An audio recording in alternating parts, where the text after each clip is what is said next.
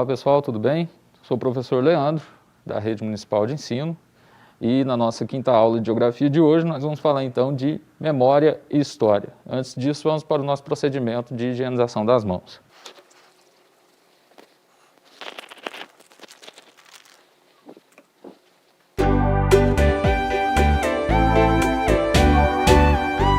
Bom, então vamos lá pessoal, os objetivos da nossa aula para começar. Analisar as paisagens naturais da Europa, identificando os domínios morfoclimáticos do continente. Compreender a relação existente entre os domínios morfoclimáticos e as formas de uso e ocupação do solo nas regiões da Europa. Apresentar as transformações ocorridas no território, analisando a distribuição espacial de diferentes grupos étnicos em determinados países, as disputas entre os grupos e povos e a mobilidade das fronteiras no continente europeu. Compreender a memória e a história dos povos europeus e eurasianos por meio de elementos de sua cultura, como a língua e a religião, analisando a distribuição espacial dos diferentes grupos linguísticos e religiosos no espaço geográfico. Então, para a aula de hoje, vamos falar das características físicas, no território do continente europeu. E aí, então, nós falamos já rapidamente disso em outra aula, mas só para resgatar, nós temos aqui algumas regiões como os Alpes escandinavos mais ao norte, a região do Cáucaso, os Montes Pirineus, que são regiões de território, de relevo mais elevado, então formando aí algumas cadeias de montanha, e depois nós temos também a presença de algumas regiões planáuticas e de planícies, que se estendem ao longo do continente europeu. Nós vamos ver isso melhor nessa representação aqui, chamada de seção transversal do relevo, onde nós podemos observar, aqui, a partir do Cabo de São Vicente, então a Península Ibérica, a região ali mais ao sul, sudoeste do território europeu. Depois nós temos aqui as Ilhas Britânicas, a região onde se situa, por exemplo, a Inglaterra, no Reino Unido, os Montes Pirineus, que eu acabei de mencionar, ali no norte da Espanha, sul da França, que nós vamos ver o caso mais no final da aula de um povo que luta por esse território. Depois nós temos esse maciço central, a região dos Alpes, os Alpes escandinavos, a região do Mar Báltico também, mais na porção central. Como eu disse aqui, as planícies do norte da Europa, uma extensa faixa de planícies, e a montanha dos Cárpatos. E nós temos os Montes Urais, que é a região que divide ali no território da Rússia a Ásia da Europa. Então, esse é digamos assim, o perfil do relevo no território europeu.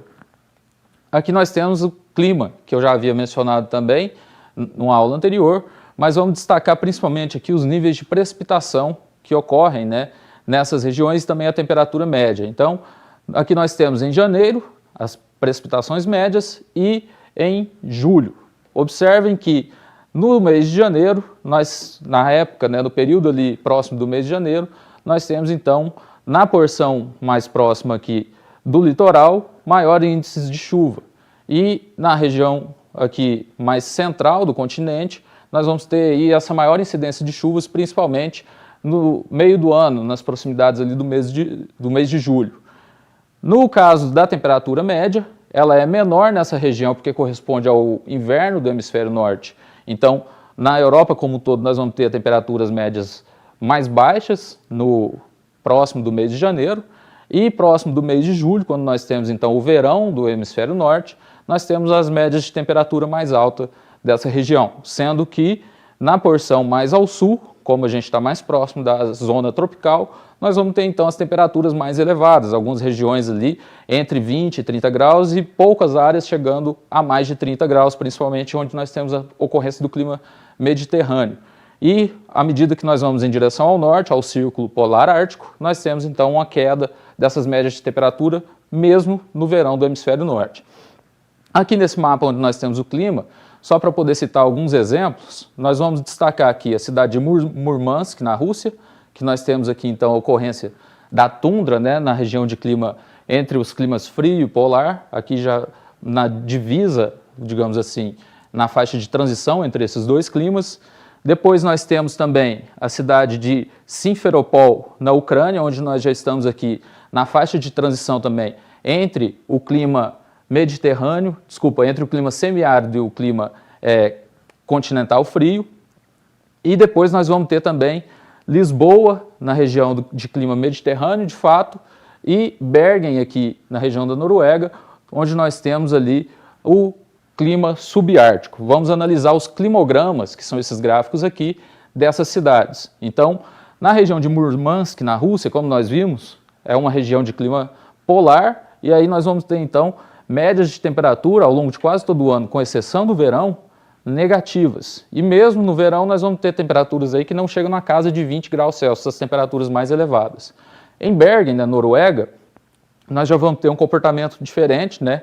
Então nós temos aqui temperaturas mais baixas também, mas elas, a maior parte do ano acima, né? Aqui, na verdade, praticamente o ano todo, acima de 0 graus. Mas ainda também, por ser uma região de clima frio, com temperaturas baixas, também não ultrapassando a média de 20 graus ao longo do ano. Nesses dois climas nós temos uma boa distribuição dos níveis de precipitação ao longo do ano. Porém, observem que no caso de Bergen, na Noruega, essas precipitações elas são mais elevadas. Então, em ambos elas são mais bem distribuídas, mas o nível de precipitação em Bergen ele é mais elevado. E destacando, nessas regiões ocorre muita precipitação também na forma de neve, não só na forma de chuva.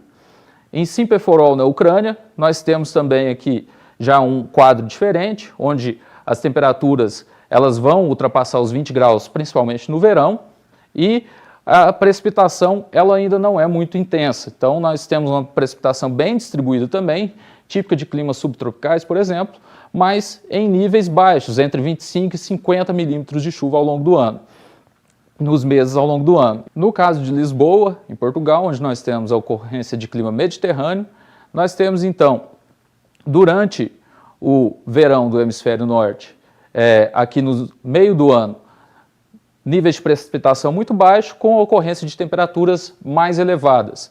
Já no outono e no inverno do hemisfério norte, entre os meses ali de setembro até por volta de março, nós temos então níveis de precipitação mais elevados e temperaturas mais amenas. Então, esse é o quadro geral de alguns exemplos aí de cidades em diferentes climas do continente europeu.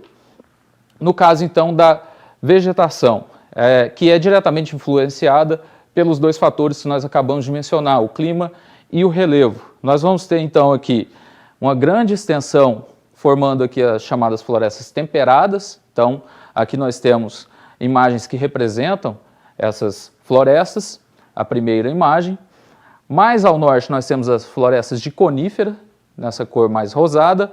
Aqui também é uma imagem representando, né, chamada também de taiga, esse tipo de floresta ou floresta boreal. E mais ao norte nós temos também a tundra. Aqui ao sul nós temos a vegetação mediterrânea, que, diferente, por exemplo, da floresta temperada, que é formada por espécies caducifólias, ou seja, que as folhas caem em determinado período do ano, na época do outono e do inverno, nessa região mais central aqui da Europa. No caso da vegetação mediterrânea, ela tem folhas perenes, ou seja, a folhagem, né, dessas plantas permanece ao longo de todo o ano, na maioria dos casos. Então, esse é o quadro geral aqui, né, como já destaquei, a tundra mais ao norte e regiões aqui de estepes e desertos, quando nós já estamos mais próximo ali da região do continente asiático. Aqui, então, a questão do uso da terra e do mar no continente europeu. Mais uma vez, nós vamos observar uma inter-relação entre os fatores aqui. As áreas onde nós temos as planícies, que têm clima mais ameno, clima temperado, que favorece a ocupação humana, nós vamos ter aqui uma concentração maior de atividades, por exemplo, agropecuárias. Então, lavouras, criação de animais como gado, ovelhas, caprinos e aves. Da mesma forma, no Reino Unido também, que tem essas mesmas condições favoráveis que a porção central aqui do continente europeu. Já na região aqui da Península Ibérica, na região aqui da Itália, mais ao sul do continente, nós vamos ter então aí principalmente a produção de oliva, de uva, então os vinhedos, a produção de vinhos, né, nesse caso desses países, inclusive ela é muito forte, é muito conhecida mundo afora, justamente porque o meio físico natural aqui favorece esse tipo de produção nessa região. E aí, quando nós vimos aqui para a região mais ao norte, né, na região da Rússia, nós vamos ter principalmente a extração de madeira na região das florestas de coníferas, por conta da dificuldade de acesso devido ao clima, devido à própria floresta, que dificulta a ocupação humana e o desenvolvimento de outras atividades. E em todo o litoral norte aqui, né, na região da Escandinávia, nós vamos ter também aí uma forte atividade pesqueira, assim como na Islândia. Também em porções do sul da Europa, aqui já na região do Mar Mediterrâneo e Oceano Atlântico. E aí então, né, a própria ocupação humana, como eu disse, aqui só para a gente exemplificar, no caso do Reino Unido, ela é concentrada mais na porção centro-sul, onde as condições climáticas elas são mais favoráveis, e também aqui no caso da Europa, né, nós vamos ter a Rússia, aqui está mostrada como um todo, mas nós já vimos o caso da Rússia, a concentração da população se dá mais na porção ocidental desse país, e os países aqui como a Alemanha, a França, a Espanha, a Itália, sendo países de população mais numerosa por conta das condições do terreno, do clima, que favorecem historicamente, né, a ocupação dessas áreas. Aqui nós temos então a questão do consumo de água na Europa. Então, o que nós observamos sobre a escassez da água por bacia hidrográfica? Nós observamos que a região do clima mediterrâneo, aqui na Península Ibérica, por exemplo, nos meses de abril até julho, ela tem uma maior escassez. Aqui nós temos um dado de 2015, então maior escassez nessa região e alguns países aqui mais da porção central e aqui na região do Cáucaso também nós observamos isso entre abril e julho. Já no período que vai de outubro até dezembro, também do mesmo ano, em 2015, esses dados mostram que essa escassez fica mais concentrada aqui na porção central do continente europeu e em algumas manchas ainda aqui, por regiões menores, né, da Península Ibérica. Então, entre outubro e dezembro, essa escassez nessa região ela diminui, assim como no território da Itália, no Cáucaso, mas ainda permanece tendo algumas manchas ali de regiões que têm uma maior dificuldade de ter acesso ao recurso hídrico. E como que é gasto, né, esse recurso hídrico, a água, no continente europeu? Então, nós temos aqui, ó, em percentuais ao longo do ano. O setor de serviços ele gasta em torno de 2,5% desse total que é gasto na Europa. O consumo doméstico em torno de 11,6%. A indústria ela vai gastar entre 17,7% aproximadamente. O setor de geração de energia elétrica, 27,8%. E a agricultura, 40,4%. Então, esse é um quadro geral aí, né, de como que é consumida entre as diferentes atividades humanas a água na Europa. Aqui dois exemplos de áreas que têm uma maior disponibilidade de água, algumas bacias hidrográficas aqui da região da França, onde nós temos rios importantes como o Reno, Rio Loire também, aqui na região do Rio Danúbio, que pega boa parte dessa região, mas no centro-sul da Europa, né, com países ali como Romênia, parte da Ucrânia, indo até a região aqui da Alemanha e o norte da Itália. Então, uma extensa faixa aqui que é banhada pela bacia hidrográfica do Rio Danúbio. Então, são áreas, quando nós observamos aquele mapinha da escassez, que elas permanecem com uma escassez menor, nessa cor mais clara aqui desse mapa, ao longo de todo o ano. Tanto nos períodos de abril a julho, quanto de outubro a dezembro, são áreas que sofrem menos com a escassez devido a essas áreas que oferecem uma maior quantidade de recurso hídrico para a população que vive nessas áreas. Aqui nós temos, nesse mapa de cá, esse verdinho, nessa linha tracejada, nós temos as áreas de proteção, que ajudam, contribuem para manter esses mananciais estáveis, né, em equilíbrio ecológico, e aqui também as bolinhas verdes, que são as áreas de proteção de espécie na bacia do Rio Danúbio. Então, mostrando a importância de se preservar essas áreas para manter, né, a disponibilidade do recurso hídrico também para a população humana. No caso do Mar Negro, que é uma área, um mar interior que nós temos no continente europeu, que pega ali, então, 7 países. Nós vamos ter aqui países importantes como a Rússia, a Ucrânia, a Romênia, sendo banhados pelo território, a própria Turquia ao sul também, pela área do Mar Negro, e é uma área de intensa atividade comercial. Então, essa bolinha verde mostra a movimentação comercial. Vejam que no território da Rússia, por exemplo, aqui entre a Ucrânia e a Moldávia, na própria Romênia, nós temos uma grande movimentação de mercadorias nesse território durante o ano. Aí nós temos a questão do meio ambiente e do uso do solo, né? Que nós já vimos a questão do uso do solo, que boa parte dele se concentra nessa região mais central e não por acaso, como é a região também mais industrializada e urbanizada, é a que sofre o maior risco de chuva ácida, que é essa mancha rosada que nós temos aqui, e também aqui na região da Península Ibérica. E esses pontinhos vermelhos, essas bolinhas, né, representam as áreas aí onde nós temos a pior qualidade do ar urbano. Então, justamente nas áreas que sofrem o maior risco de ocorrência de chuva ácida. Essas manchas rosadas aqui, roxas, elas representam para a gente as áreas de poluição marinha. A cor roxa mais escura representa as áreas de poluição marinha pesada, então regiões portuárias. Vejam o Mar Negro, que nós citamos o exemplo, e áreas aqui também próximo à região do Mar do Norte, ligando ao Oceano Atlântico, aqui ao sul também no Mar Mediterrâneo, que sofrem intensamente com a poluição marinha.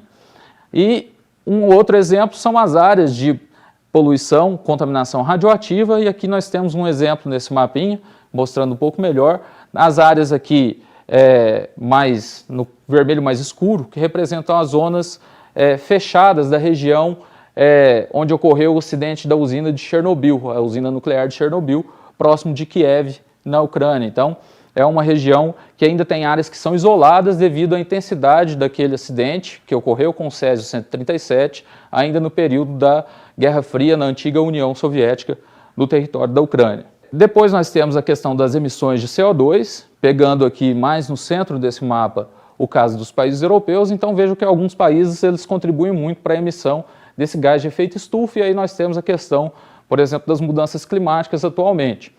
Todavia, alguns desses países, principalmente os mais industrializados aqui, que eles vêm já investindo, né, no potencial aí de geração de energia eólica, que é aquela gerada com base na energia produzida pelo vento.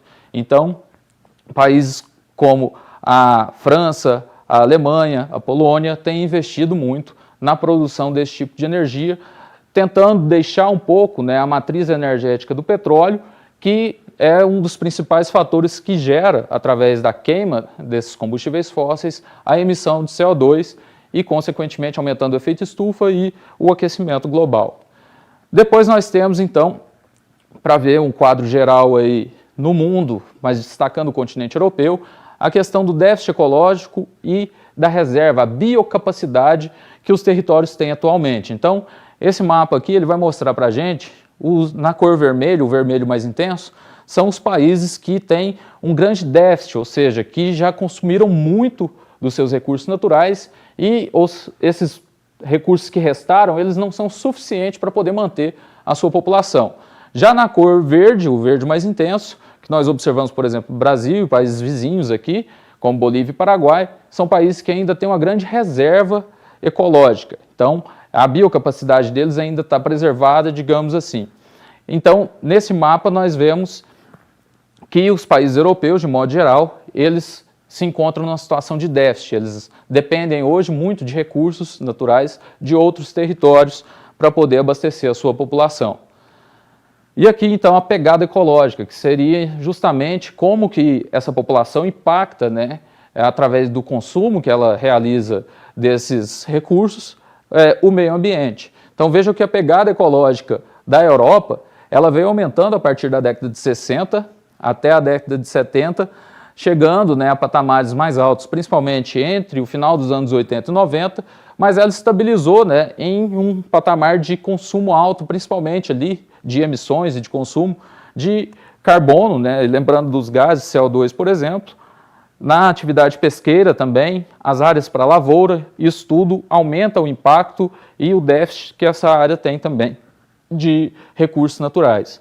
E então essa biocapacidade do planeta, que são as reservas de recursos que ainda restam no planeta, também vem diminuindo consideravelmente desde a década de 1960. Então, aqui nós temos o global em hectares por pessoa, e aí então essa reserva, né, de recursos ela vem diminuindo a cada ano. Em contrapartida, a população vem aumentando, ou seja, diminuem as reservas e aumenta a demanda por esses produtos, esses recursos naturais, os produtos que vêm da natureza.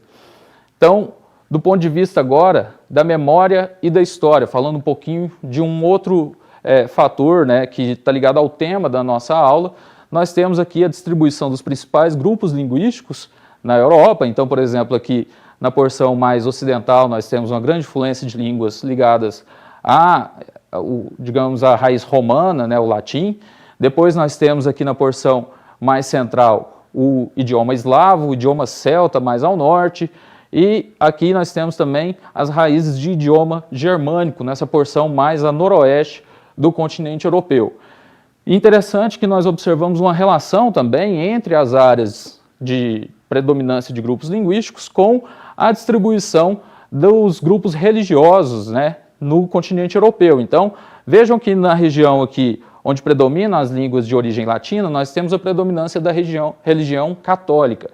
Já a religião ortodoxa, ela vai predominar onde nós temos a influência maior de língua eslava e celta.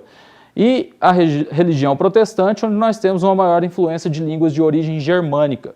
Também predominando nessa região cristãos multiconfessionais, ou seja, nós temos ali diferentes religiões representando parte expressiva da população.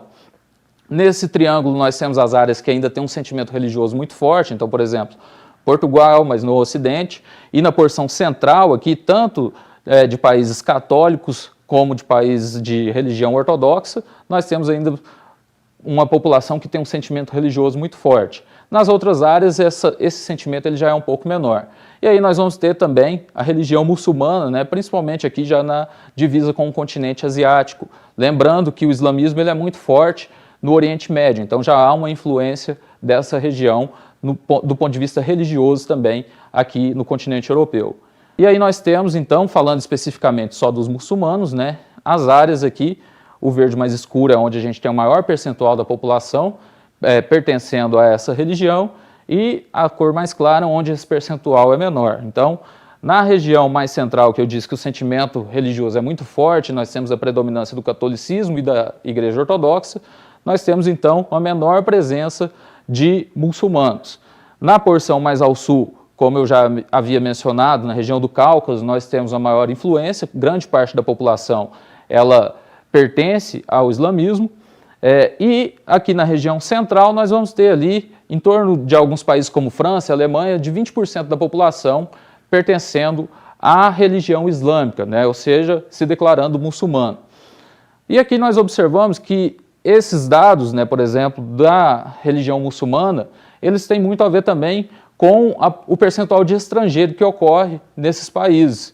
Então, o caso da França e da Alemanha que nós citamos, né, são países que têm ali algo em torno de 6 até 13% de população que não é do seu território, né, que não é nativa do seu território, população estrangeira.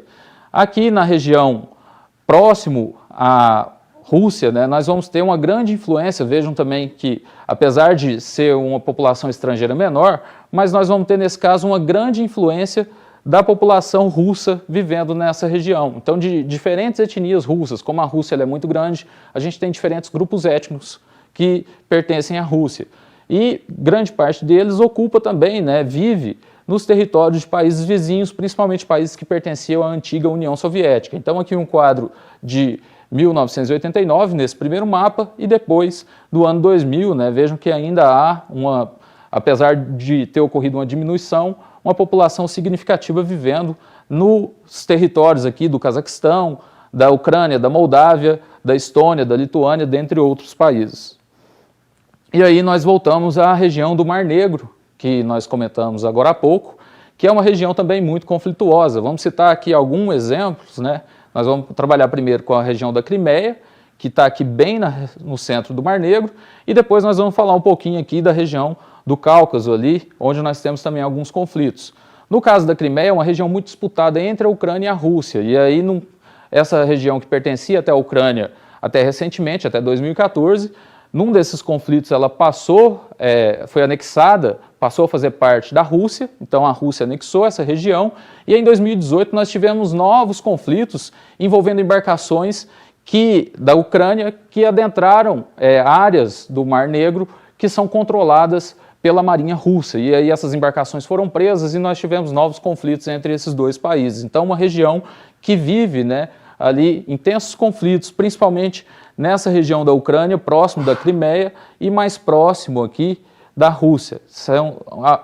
A influência russa, tanto do ponto de vista da população, cultural, política, econômica, nessa região, ela é muito forte. Já a porção ocidental da Ucrânia já é mais influenciada pelos países da União Europeia.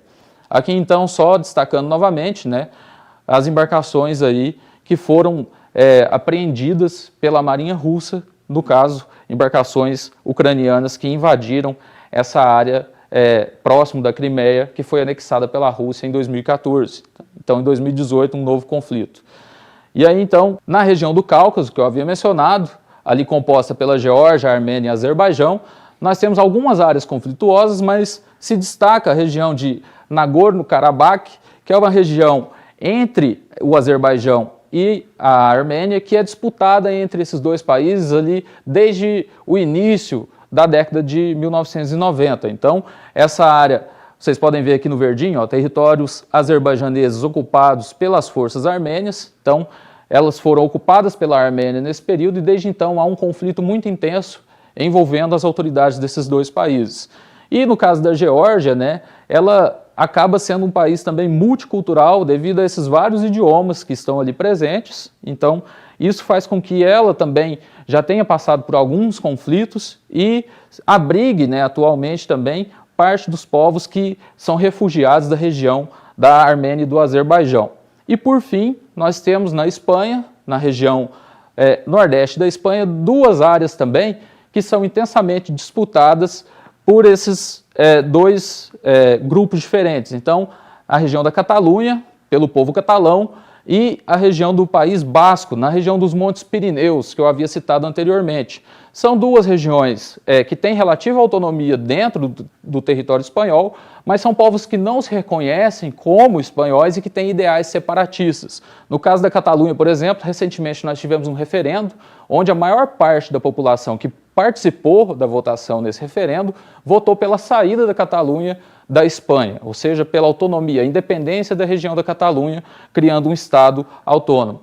E no caso do País Basco, nós já tivemos aí vários históricos, né, por parte do ETA, o grupo terrorista que praticou vários atentados na Espanha, reivindicando também essa autonomia dessa região para o povo basco. Então, são dois casos na Espanha também que mostram essa disputa territorial, essa mobilidade das fronteiras, né, que ocorre nessas regiões da Europa que são já ocupadas há vários e vários anos por povos de diferentes origens.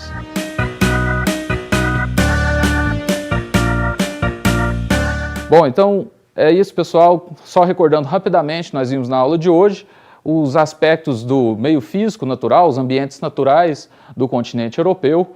Vimos alguns exemplos de algumas cidades ali por meio do climograma, de como o clima se comporta nas diferentes regiões do continente, como que os fatores do clima, do relevo, da própria vegetação, eles vão influenciar na ocupação desses territórios e nas atividades que são ali desenvolvidas, como a agropecuária, por exemplo, extração de madeira, a pesca, tanto no mar como na parte continental. Depois nós vimos também a questão dos fatores relacionados à reserva dos recursos naturais, a questão energética também, ou seja, os investimentos que têm sido feitos em formas de energia alternativa para poder sair da matriz do petróleo, diminuir as emissões de CO2, diminuir digamos, a pegada ecológica do continente europeu. Então, a busca, né, pela melhoria das condições ambientais naquele território. E, por fim, nós falamos dos fatores relacionados ao tema da nossa aula, que são a história e a memória, pegando aí elementos da língua, da religião e as disputas também de grupos étnicos, culturais, por determinados territórios, já há vários e vários anos, né, disputas que vêm se estendendo ao longo do tempo, mostrando que são territórios que guardam uma grande, uma história muito vasta e muito rica também, e por isso eles são tão disputados, além também, né, das riquezas naturais que cada um desses territórios guarda. Então é isso, pessoal, espero que tenham gostado da aula. Vejam também as aulas de História e Língua Portuguesa. Um abraço e até mais.